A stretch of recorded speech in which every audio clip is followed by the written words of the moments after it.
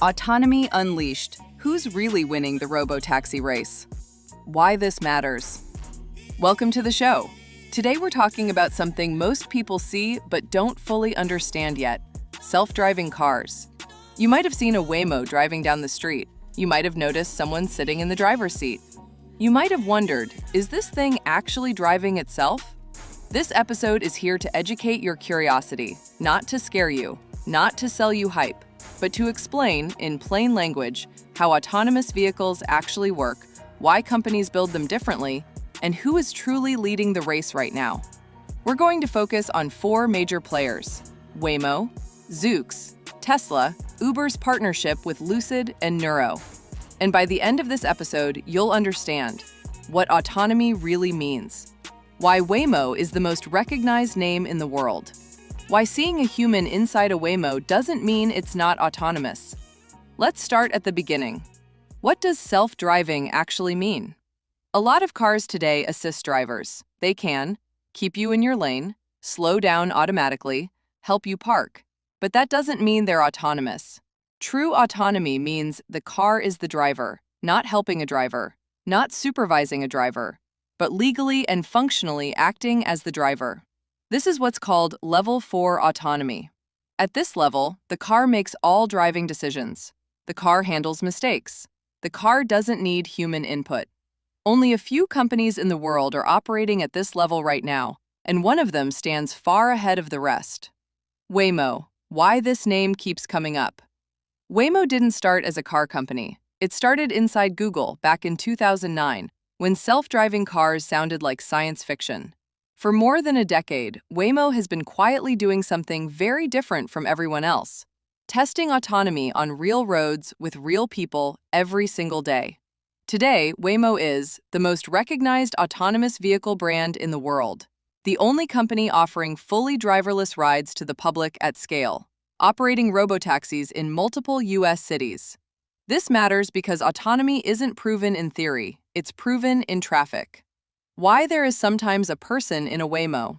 Let's clear up one of the biggest misconceptions. When you see a Waymo with a person in the driver's seat, that person is not driving. They are called an autonomous vehicle operator. Their job is to observe the system, monitor behavior, report software issues, collect feedback. They are not there to control the vehicle. Think of them like a test engineer watching a machine work. Important addition: Waymo also uses human drivers for manual missions. These include mapping new areas, testing updated routes, special or proprietary operations. In these cases, the vehicle may be driven manually, just like any other company would do during development. And just like any other autonomous company, Waymo operators are bound by strict non-disclosure agreements. They cannot talk publicly about specific missions, internal systems, proprietary technology. This isn't secrecy for drama, it's standard practice in advanced technology development. How Waymo sees the world, without getting too technical. Humans mostly rely on eyes. Waymo doesn't. Waymo uses multiple senses at the same time, constantly checking one against the other. Think of it like this: if your eyes fail, your ears help. If your ears fail, touch helps. Waymo works the same way. Waymo's senses: cameras to recognize lights, signs, people. Radar to detect motion and speed. Lidar to understand distance and shape.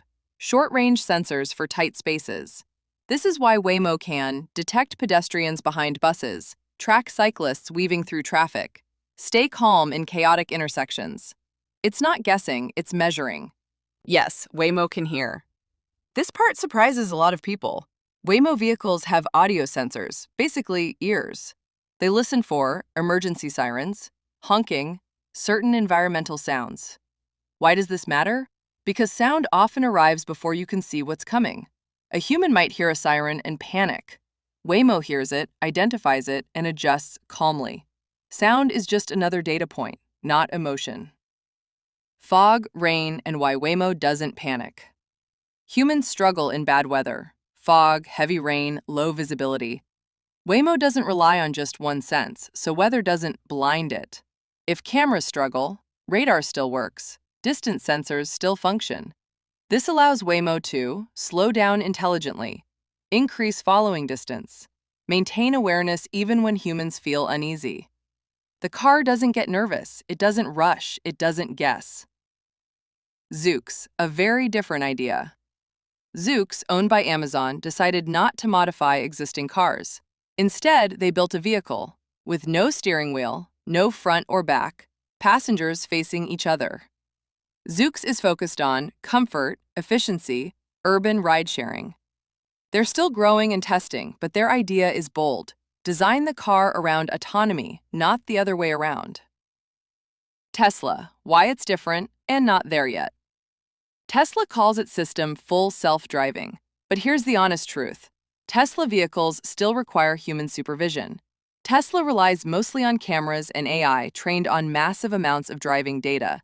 That approach has benefits, but also limits. Right now, Tesla cars assist drivers. They do not replace them.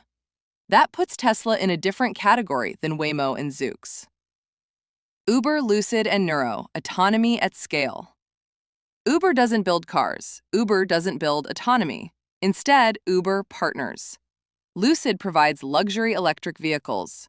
Nuro provides autonomous driving technology. Uber provides riders and scale. If this works, Uber could deploy thousands of robotaxis quickly. But success depends on safety, regulations, trust. Scale means nothing without reliability. So who's actually winning? Right now, today, the leader is clear. Waymo is winning the autonomous race. Not because it's flashy, not because it talks the loudest, but because it operates real driverless rides. It has years of real-world experience. It treats autonomy as a complete system. That doesn't mean others can't catch up. It just means Waymo is ahead right now.